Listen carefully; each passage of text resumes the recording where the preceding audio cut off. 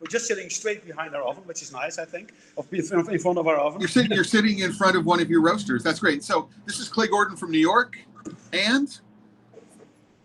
Hello, this is Willem from Heinde, Verre from Rotterdam. Hi, this is Ewald, also from Heinde and Verre. We are in our factory in Rotterdam, sitting just in front of our roasting oven. Sitting just in front of one of your roasters. So that's in front of a drum roaster. Yeah. And this is where we're starting today. I wrote an article for The Chocolate Life, which got posted onto LinkedIn. And as a result of some of the comments, we've started this discussion, number one, about roasting and how to roast. I mean, I started off with a notion of a very, very simple notion that there's a difference between what heavy roasting might be and light roasting might be. But what I really wanted to do was start a discussion around the idea that there is an ideal roasting profile.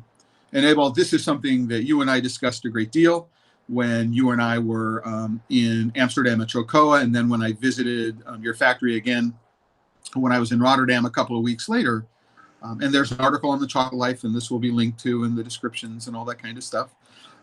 But what I want to do is I want to talk a little bit more about your approach to roasting and your approach to blending, and why you think that these kinds of things are important tools in a chocolate maker's toolkit for making chocolate. And the first place I'd like to start is when the two of you were, just starting and thinking about creating the company, was this notion of blending, so different origins and different roasts and things like that, a part of what you wanted to do from the very beginning, or was it something that you came to after experimentation? Very good question. Good question.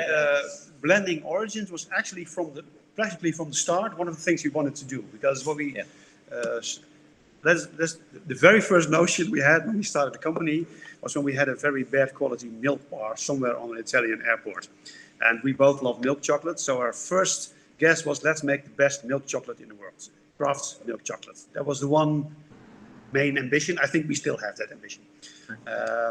Secondly, when we were thinking about making chocolate in the Netherlands, when we were discussing that, we both like the Dutch traditional chocolate brands that don't exist anymore. So we are from an older generation, and at the time there were a lot of chocolate factories in the Netherlands.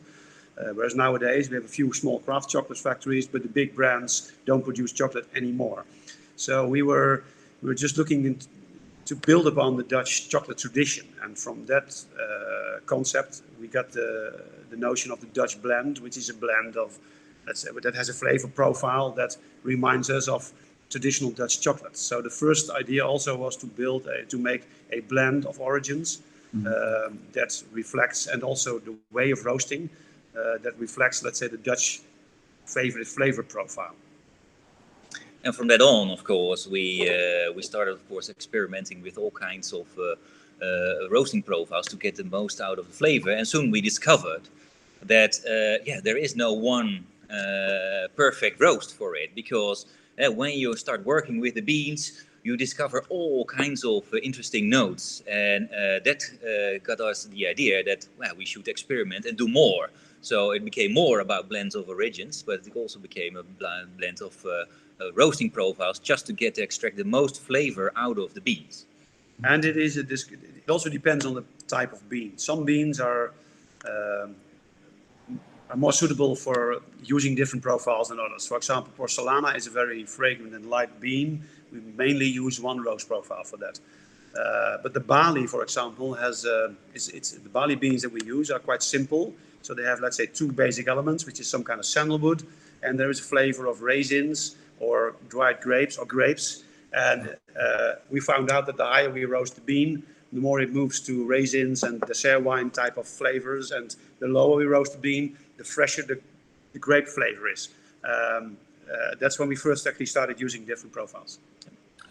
And so roasting different profiles deliberately and then mixing those two different roast profiles in order to be able to preserve both of those flavors. Yeah, absolutely. Absolutely. And to make a more interesting and more complex flavor with a longer aftertaste, all that comes with it.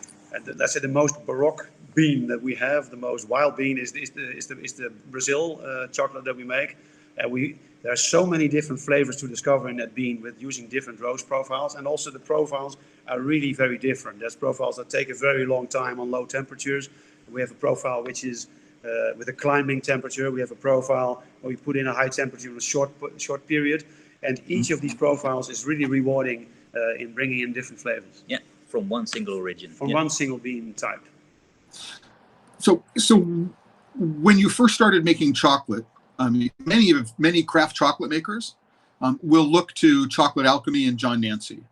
So there they go. It's their first introduction to using small machinery, and he has a particular approach to roasting, right? And that particular approach to roasting, I think, has been very, very influential. It's an experiential roast profile. Basically, you roast until it smells right, and then, this is my simple explanation. I think it's a great start still. It's a great start, and the smell is important. Also, when we try to figure out new roast profiles, there is a specific aroma that is released, and let's say, even if you have a profile of roasting in terms of up-climbing temperature or lower temperature, the precise parameters per origin can differ, and we recognize certain sweet spots or certain touch points in the time where we say, okay, this is a specific flavor. Now we reach this point, and when we're over roasting, we call this the peanut point, for example. And because if you take a bean afterwards and you simply grind it, it has the smell of burnt peanuts. Yeah. But then you're way too ahead in the process, by the way. And Clay, you also have to mind our background is, of course, in wine, and therefore, if you want to taste good wines, you expect a certain complexity and a long taste, and that was also drove us to make this, because you want a similar experience in chocolate as in wine, and so maybe one just kicking, let's say, no. It's tricky to say this in the craft chocolate world, but for us, most of the single origin are a bit more one-dimensional than origin blends. And one way to make a single origin more complex is to use either a Solera-style blending, which we discussed before, like different aging stages, or use a roast profile blending, because then you bring in more complexity to a single origin. And that's what we like in chocolate. Yeah. So we did talk about Solera-style blending, which for people who are not familiar with it is the notion of taking a product, whether it's a wine or a spirit, of different ages. And this is very, very common, for example, in brandy blending. Yeah. So, you look at, for example, the Remy Martin regular green label. It has an 8-year-old, what they call tasting age. And they get that tasting age as a result of blending a number of different ages. If you look at Louis XIII, there's a little bit, teeny bit in that, which is supposed to be coming from something from Napoleon's cellar. Yeah. So you're looking at something which is a couple of, so people are familiar, many chocolate makers are familiar with the concept of aging, right? But it's basically, how long do I need to age a chocolate before I can sell it? As opposed to any sort of formal notion of, I'm going to do a sensory evaluation of a chocolate over a period of time, and then I'm going to see how it changes for the good or for the bad, and then be able to say, I can use this and this, and I'm guessing that different roasts will age differently. Absolutely. So one of our nicest aging batches of the barley is one with a particularly low roast. If you keep more acidity in the chocolate mass, it ages better. But it also has to do with the type of acidity. So if there's tannin in your chocolate, for example, in Indonesian cacao, very often you get this dry mouthfeel if you let the chocolate melt, which comes from tannin. That helps the chocolate age also very well. So it's a part of roasting, but it's also the type of bean. Our Brazil bean is impossible to age. If you keep it untempered in a box for longer than a week, it will lose its fruitiness. Yeah, Ewald mentioned before, not every type of bean allows for aging. Right. So this is something that I would have theorized. So when you look, for example, in the wine world, and you were to do something which is early examination of the wine as it goes into a barrel, or very shortly after it has gone into the barrel, you would expect that something with a lot of tannins and a lot of body would age extremely differently than, for example, a white wine, right, which has got relatively low amounts of tannins in it. And you would expect the aging to be very, very different. I don't know how many people are going, okay, not only are we thinking about how the chocolate ages over time, but we're also paying attention to how different roast profiles are going to change aging. And then as you just said, and this is something that I sort of intuited but had never really thought about, is that the way chocolate ages in tempered and untempered, right? The consensus was, if you take two chocolates and you temper one of them and you don't temper the other, and then you age them the same amount of time, melt them and remelt them, they'd be more or less the same. No, that's not right. true. In your experience, is not totally true. not. Tempering closes up the chocolate in some way. Yeah. And so it's if you temper them, they oxidize less quickly. And so, for example, for the Brazil chocolate, because of the fruitiness, it's fragrant fruitiness which evaporates quickly, it goes directly straight from the grinder into the tempering machine. And from the tempering machine, after the bars are made, they're directly vacuum packed even. So if you vacuum the bars, there's less oxygen, and then it will stay fruity. And if you have the same batch tempered, it will absolutely develop quicker. Yeah. So those fruity notes will just dissipate very quickly. Some other stuff may come in place. It can also be interesting, but it gives a different chocolate. So it's not only about roasting and age blending, but it's also the technique that you use afterwards. So the way you prepare packaging technique, the packaging technique, but also which kind of machines you use. Not every production type makes it possible to age chocolate, for example. Yeah, I always, if you compare wine and chocolate, I like the metaphor of conching versus aging, a bit similar to decanting a wine versus aging it in the bottle. So if you conch the chocolate, you make sure there's some oxidization straight after you ground it. Mm-hmm. What happens actually is that you get more direct upfront flavors. The fruitiness is much more upfront, whereas if you age the chocolate, you will get all the flavor notes will be much more spread out over the whole palate, also in your mouth. So you get a different effect, and it's similar, I think, if you decant a wine, you bring out upfront more the fruity and direct flavors, but if you age it in the bottle, you get a different development. Usually it becomes a bit more mellow, a bit softer, but also more refined. And then if you after you take it out of the bottle and decant and let it oxidize, then you get a different flavor experience entirely. Yeah, but if you drink a wine that is basically too young to drink, the normal solution is to decant it. So if you have a young Bordeaux Grand Cru, you decant it, because otherwise it doesn't reveal any flavor notes, or at least you don't get enough flavors out of it. And but there is a difference. So if you would drink it young and decant it, you could compare that to conching. And if you drink it old and you age it in the bottle, then it could be compared to aging the chocolate. I think a similar process happens with the different acidity, with the acidity notes, and with what they call the tertiary aroma. So the aromas that are developed while the acidity is broken down. So why do you think? I mean, this is a part of the conversation we started having, but you have this very, very sophisticated approach to blending, right? And one of the points that you made earlier, which I think is absolutely the case, is that you can do different roast profiles of the same origin, right? And have a much more sophisticated, much more nuanced single origin chocolate. Yeah. And most people will go, I'm going to try to find an optimum place and I'm going to do that. Mm-hmm.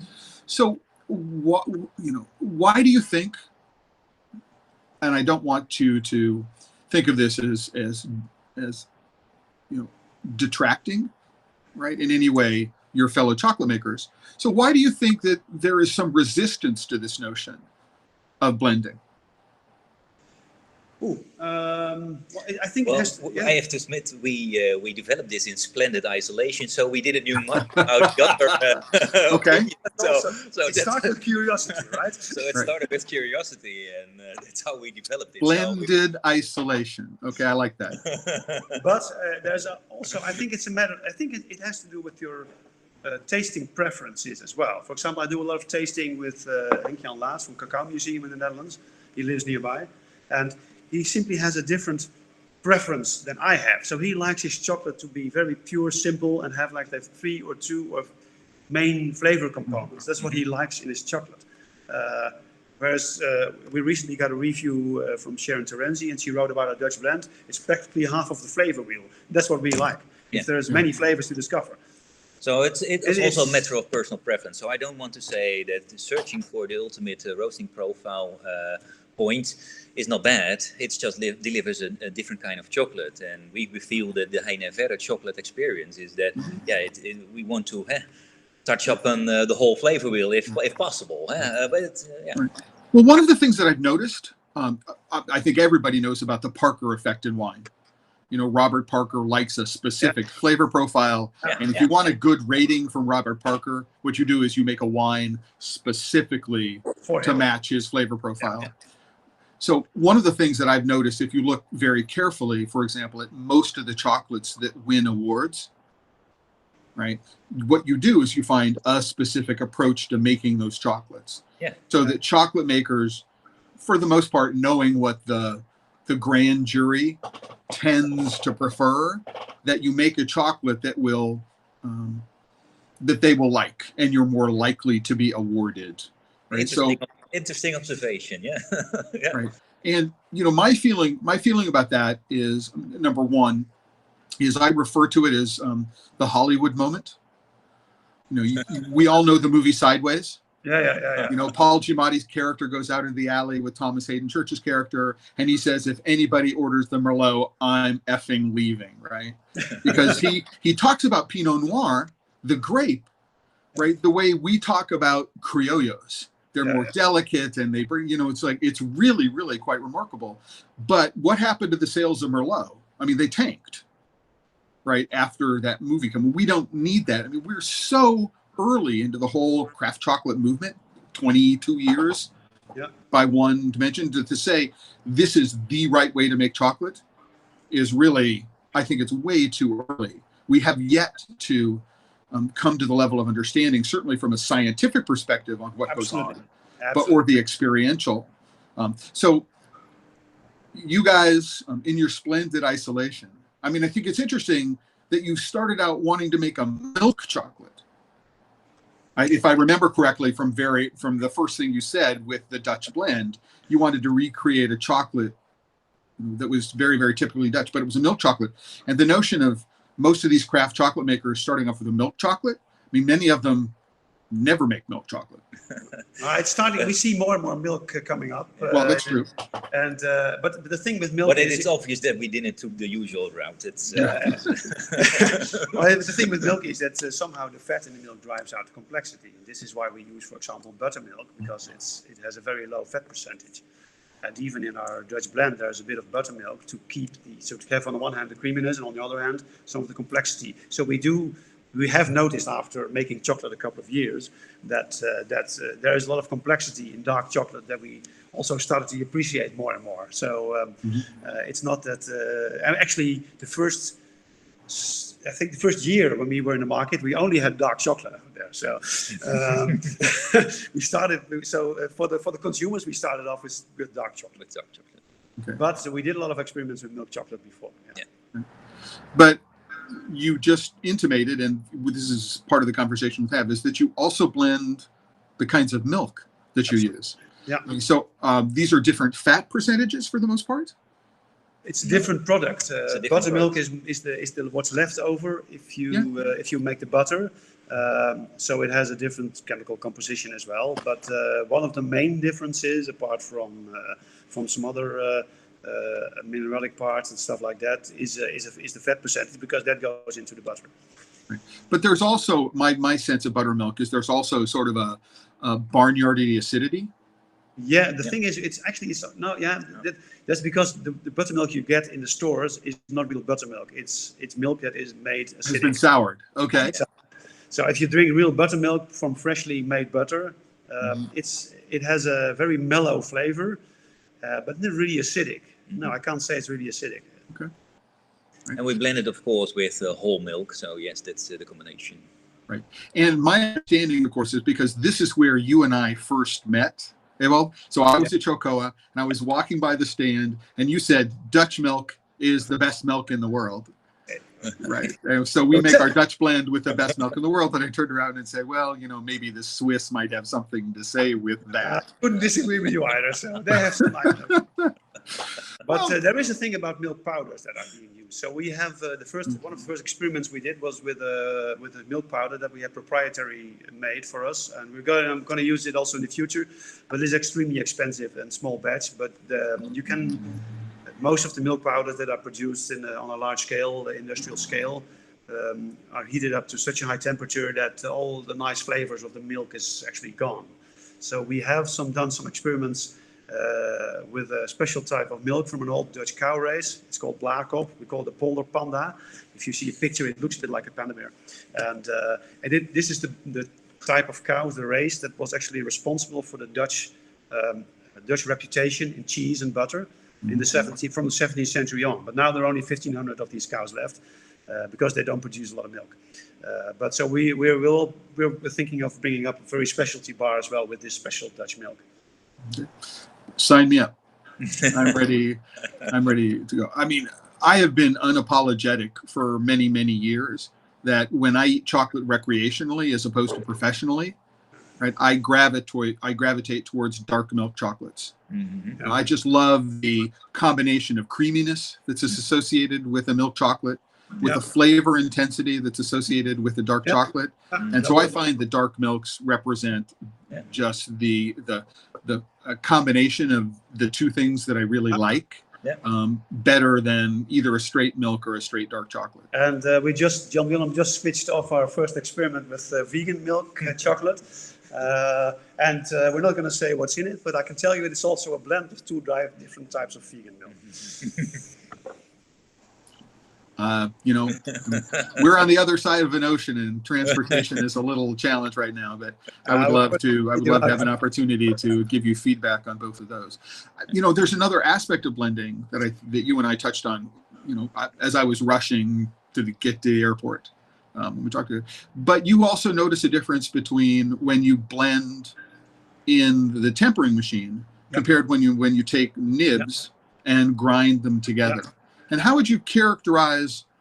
I mean, do you also find that when you put sugar in, has a really, really noticeable effect on what comes out the other side? Or have you experimented with that at all? We do on purpose use the crystal sugar, and not ground sugar or powder sugar, but we haven't really tested with the different moments that we put in the sugar. So I wouldn't know actually what would be the effect. We do know that you get a different flavor out of the chocolate if you use crystal sugar. If you use the ground up sugar, which is powder sugar, right? It's been there's some scientific research in it. If you use powdered sugar and use it during the grinding, you get a reduction of flavor in it. So yes, it depends, of course, on the grain size that goes in, and it has definitely an effect on the outcome. And for blending nibs, let's say, or chocolate mass in the tempering machine, or nibs in the grinder. We use different techniques. Actually, by and large, what you could say, I think, is that if you would use the nibs together, it becomes like a new single origin or a new almost. So there's more interaction between the acidities. So you get a more balanced bar, which is more easy to appreciate. But there's more complexity if you blend it later. But then you need some time to have the different components to settle, let's say. So after tempering, you would need to let the bars rest for at least a month to have the different components settle. So, for example, our Dutch blend, we integrate by using the nibs from the beginning, let's say, by integrating them, grinding it together, simply because you get a more accessible chocolate. And for Dutch blend is meant also to be accessible for a larger audience. Right.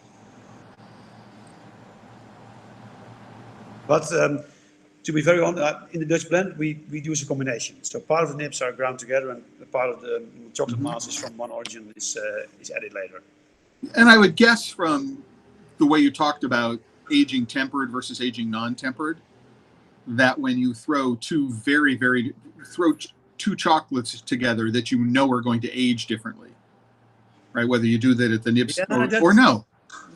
I'm not sure. It's a bit similar. That's a bit similar to wine, I guess. If you, it depends. If you blend, for example, if the blending, usually in wine, the blending is done before the aging in barrels, and then what will happen actually is that the tannin of for example, the Cabernet Sauvignon will help the Merlot also to age, and also the tannin in the wood can help to do some extra work. I think if you combine the chocolates and then let them age, the acidity of the one helps the other to age. So I think that's not okay. There will be, in any case, for example, if you have a very fragrant acidity in some of the beans, it will disappear anyway during aging. You can't prevent that. Mm-hmm. But this is why this is what we would expect aging almost anything. Yeah. So you can't age all the chocolate types, all the cacao types. It's simply that. I think that's simple. Mm-hmm. But the thing, all the things that we do with the nibs and with the chocolate and all the experiments that we do is simply because of out of curiosity. And if you have it's like you were talking about movies. There's one movie that we both like very much. It's about a guy who's defending the tobacco industry. Thank you for smoking. Thank you for smoking. And there's one scene where he's having an affair with a journalist that screws him up later, and he's having dinner with her, and he serves her a bottle of Margaux, Chateau Margaux, and she asks him, what makes this wine so good? And he says, it makes you believe in God. And this is the moment that we also look for when we make chocolate. So you're looking at the complexity of chocolate. Right. So yeah, I mean, so when I talk about chocolate, right, and I talk about rating and reviewing chocolate, I've moved away from an intellectual approach, which is on a scale of 1 to 10, let's think about texture. On a scale of 1 to 10, let's think about flavor. On a scale of 1 to, snap and all that kind of stuff, forget it, right? What I want to do is I want to put a piece of chocolate in my mouth, and what I want is an, oh my God moment. You just put it in your mouth and it's like all of your senses contract. I mean, the world all of a sudden becomes focused, right, on what is happening in your mouth, and everything else sort of disappears. I mean, this is what I'm looking for in chocolate. It's one of the reasons why I like judging bonbons, right, and flavored white chocolates. White chocolate for most people is a delivery via medium for other flavors, because the white chocolate itself is often not very interesting, right? But there's a lot of creativity that goes into it. You put it in your mouth, and all of a sudden, amazing. It's composition. Yeah. Right. And the same thing I think is true of bonbons. You put it in your mouth, and it is in fact a gestalt moment, right? Rather than sort of a deconstruction and reconstruction moment. It's really all about the zeitgeist. I mean, that's what's going on in your mouth, and going about and doing that. So yeah, I'm looking forward to further explorations you might have, and in finding that the chocolate that makes you see God.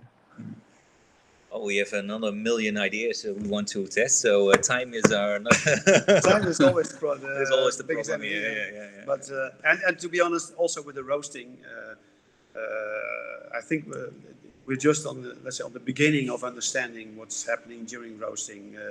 We would both prefer to have a lot more information about the exact chemical processes in the bean during roasting, and there's a lot more to discover. So. The way we currently work is rather intuitive, actually. We test the beans, we taste them, we try and experiment. It's really like trial and error. We now we're just starting to discover some of the patterns in roasting, and we expanded it to one other bean, but we don't know if it may hold for two types of origins, but not for a third one. We don't know. So it's really an exploration still. Yeah. Okay. But again, from one of our more recent conversations, what you're also planning to do to help you understand that is to start instrumenting your roasters more heavily. Yeah. So right now you're aware of the temperature that the roaster thinks it's at, but that temperature may be different from the way the temperature changes in the mass of beans itself. Absolutely. So one of the, actually in coffee this is quite normal. So one of our customers who sells our chocolate is a coffee roaster in the Netherlands. He's one of our favorite coffee roasters actually. And he told them, he has for example, he uses a specific software and a sensor that goes into the drum. So we're absolutely gonna source that one as well. So we know exactly the temperature in the drum. So now we can only guess. But also on the level where the beans are. Of course, we have sensors in the oven, but then exactly in the drum between the beans, and you know exactly. Beans, No, absolutely. We always measure skin temperature of the bean when it goes in and when it comes out. We test new roast profiles. We tend to take out the beans or a few beans and just to see what the temperatures are, to have some kind of clue of the temperature development. Well, you are talking about the physics of heat transfer here. Yeah. And so a very, very hot, very, very short roast, the temperature might not penetrate to the center of the bean.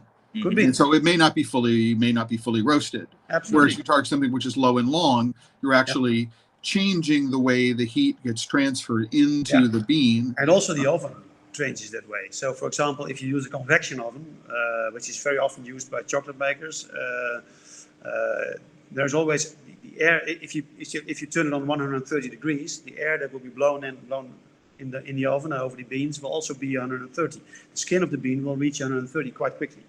Whereas in our drum oven, we place it on 130. There's some kind of indirect heating effect because within the drum, the beans also will keep their temperature, the mass of the beans. So it depends on the amount of beans that you put in the oven, etc. But also the type of oven. We see a lot of differences between different type of roasters. Right. One of the things I noticed, I had a chance to go visit Francois Pralou many, many years ago, where I was doing a project for a colleague, and we asked Francois to do a special chocolate run. And we were in his factory overseeing the roasting. Right. And what was really, really surprising to me was just how heavily the mass of cocoa beans influenced the temperature of the roaster. Yeah. I mean, you could have something which was up at 350 Fahrenheit. I don't know what the number was, right? But you drop the beans in and you'd quench that by 100 degrees Fahrenheit. And how long it took for the roaster to return. Yeah, if you have the physical formula for heat exchange, the mass of the entity is a very important multiplicator. So not only that, but the temperature of the beans. Another thing that I noticed. I was working with a client in Canada in the middle of winter, and we pulled the beans out of storage, and they were one temperature, but we left a mass of beans that we had cleaned on a stainless steel table that was sitting on the concrete floor, and they were 20 degrees colder than beans that were somewhere else. And if you throw those beans into the roaster, they're very different. But he was a very, very technical roaster. And he had purchased a roaster from a Kicking Horse Coffee, a big roaster in Canada. And it was heavily instrumented, and he could control the temperature remotely and programmatically. So he was able to use the software, I think it's called Artisan, which is a very, very common open source coffee roasting software. So that what he could do is he could change the temperature of the roaster to make sure that it followed a specific curve. Once he identified what that curve was, he was able to have the roaster turn the temperature up and down in order to be able to follow that curve going forward. Yeah, nice. It's very common, of course, in the coffee is way ahead of cacao, I think, in that respect. And also, what our roaster has a max capacity of 50 kilos, but we never use those big batches. But even if we use the same profile for 12 kilos or 20 kilos, you get a completely different result. And of course, we also measure the temperatures before they go in. It needs to be room temperature, so all the things, our steps are measured. Right. And you keep a detailed log of everything, so you can refer to it and going, oh, this is what the parameters were when I threw it in. Have you found how much does ambient temperature and ambient humidity affect roast? I mean, do you notice a difference when it's a wet or rainy day as opposed to it's a sunny day? Here is rather constant inside, I think, but the beans. So yes, it's simply that's not that the humidity in the building is. There can be it can be between like 55 and 65 degrees Celsius percentage relative humidity. But it's quite stable here. It's in relatively the Netherlands, stable. I have to admit. Yeah, but I think the humidity of the bean is really a big difference because it also adopts the temperature differently because it starts evaporating during the heating process and then it loses heat. For example, what is telling, if you import beans, sometimes it's preserved during transport not very well or less dried with the farmer, and that very much affects the end results of making chocolate. If you're going, for example, if your cacao is more moist, even though you roast it, not all the moist content is still not the same. And if you have a relatively wet bean, and then you're going to grind it, for example, with a classic stone grinder, you will see that the temperature of during the grinding will go up. Because it has more heavy work. And that affects the flavor as well. So for these kind of things, you also have to compensate. Or if you want to ban all those factors out, you have to dry your cacao for quite some time. I just want to show you, this is beans from Bali that we import ourselves. I'm not sure if you can see it, but there's the humidity controllers inside the bag. So these beans have well-controlled humidity. But that's the exception of the rule, I'd say. For the Bali cacao, we ask them to make a special selection for us, but also put in dehydrating pocketed so that it will be perfectly preserved during the trip. So that's where we can guarantee it's good here. But this is very constant, and you can always apply the same profiles. Well, one of the disagreements I have with people who make what they think of as raw chocolate and the approach to roasting is they say at no point should the cocoa beans ever be exposed to any temperature above 48.7 degrees centigrade. I have to admit, Clay, I don't know what raw chocolate is. But what I want to say is so many different definitions by now. I don't know. So, well, not talking about that. I mean, so there are different definitions, whether it's 104 Fahrenheit, 110 Fahrenheit, or 118 Fahrenheit. That's not really the point that I was trying to make. Sorry. It's again because they have a lack of understanding of the physics of heat transfer. Right. So I can put a cocoa bean into an oven that's 100 degrees centigrade. And if it's, for the first few minutes anyway, it's evaporative cooling. Yeah. Right. So I'm just taking moisture out of it. And so what is in fact the surface temperature of the bean, and how quickly does that heat take to go through the husk?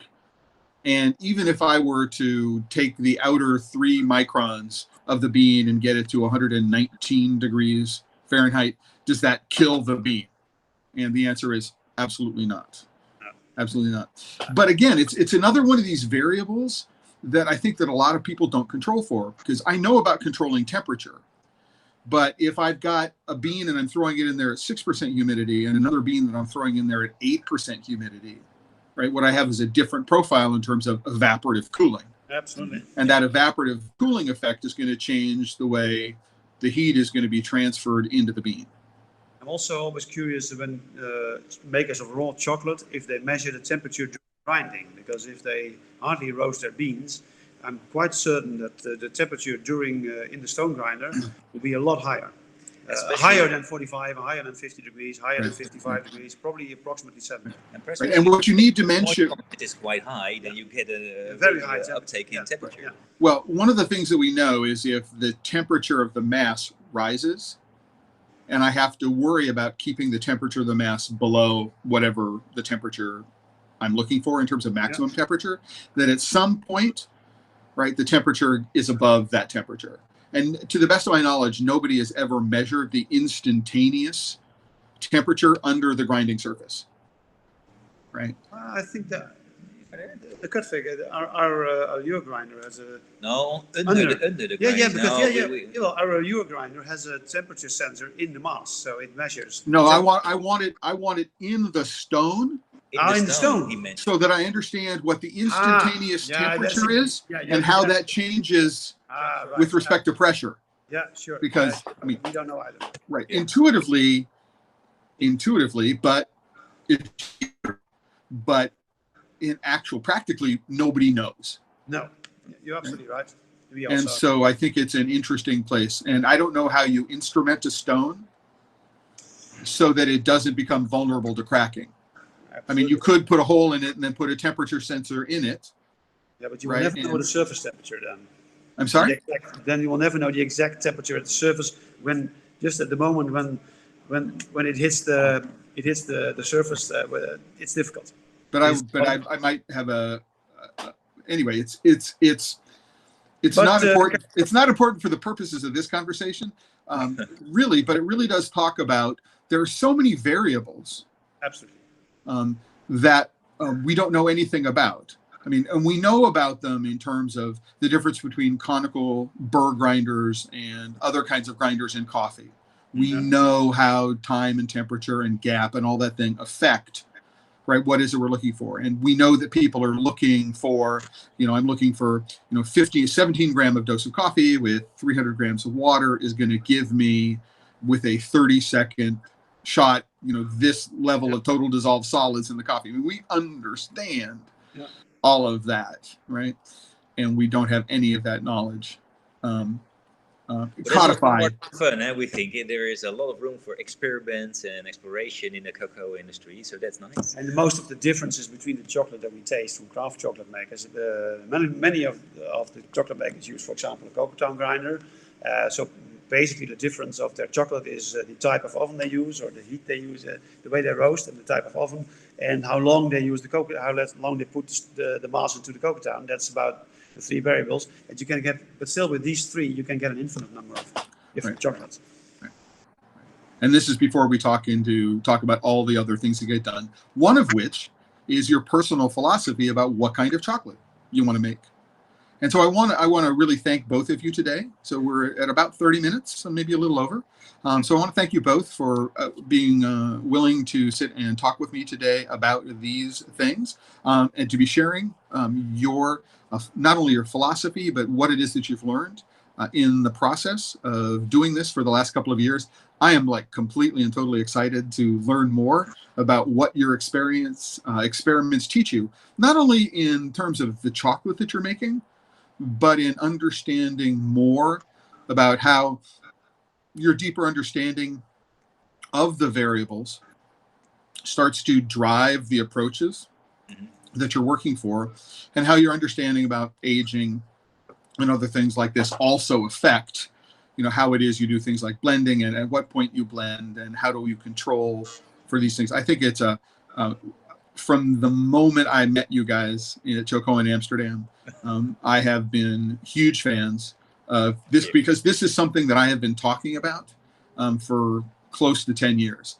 That the notion of, there is one roast profile, and we're going to get to that roast profile completely experientially, and we're not going to know anything about the time and temperature curve, about what's going on, and we don't know anything about what's going on in the grinder. There's nothing. It's entirely, and I think that is the fundamental difference between craft chocolate and industrial chocolate. I mean, there's art and science, and it's a continuum. And at the industrial end, what you do is all the art comes up front in terms of deciding what it is that we want to do. And we use our understanding to program the machines so that instead of making 35 kilos at a time, we can make 1,000 kilos an hour, right? But there's still the same sort of art. And one of the things that happens in craft chocolate is that art happens a la minute, in the moment, for every single batch. We're making these decisions in the moment, right? And they're fundamentally creative decisions based on our aesthetic understanding, what it is that we're trying to do as chocolate makers. Based on the smell and taste of what you're doing. So it's always a constant evaluation. But if anyone, let's say, if there's anyone who's watching this video who's doubting that different roast profiles can lead to very different results on the same bean, he's kindly invited to come over and have a smell and taste of our 3 different profiles of the Brazil bean. Well, and having visited the factory and tasted all of the chocolates, this is something that I can completely recommend. If you are ever in Rotterdam, make a point of giving these guys a call, going in and seeing what it is they're doing. Now, you're generally available all over Europe, so people can email you, and or they can go to your website, they can buy it places. I know you guys are not yet available in the United States. I have to. I'm sorry. Almost. Oh, good. Well, please let me know, because I want to let people know. But right now, I have to rely upon the kindness of strangers. Right? But to be very honest, within Europe also, we are just starting to have some customers, because we actually launched our brand only last year, January. So we were just 1 year on the market in the Netherlands. Okay. But we're working already with chocolate for a couple of years. So before that, we did a lot of experimenting for many years, and then only 1.5 years we launched our brand. So So it's still a work in progress, and we hope to expand. But we get a lot of stores that are interested in our chocolate, so we're going to expand it to the rest of Europe and the world, actually. Yes. So hopefully, hopefully it's always a work in progress. Yeah. That there's always some new creative expression that you're looking for, some new avenue, some new thing that you're looking to do. Because for me, I find out that's what keeps it new and interesting, exciting. But if there's always some new creative challenge or new something I want to do, I get really excited about waking up in the morning and getting through the day. Well, Clay, it was a very pleasure to talking to you again, and we hope we can have another discussion in the future, of course. I am looking forward. No, I'm looking forward to it. And I hope that we get enough, positive feedback from this video that what we can do is schedule another one in a couple of months, perhaps, and see what some of your new things are. You guys know I'm a huge fan and want to do everything I can to make sure that people know about what it is that you guys are doing. And I think that the example that you're setting in terms of your approach to blending, the creativity that you're showing towards roasting, which is an intellectual curiosity, not just an experiential curiosity. Yeah.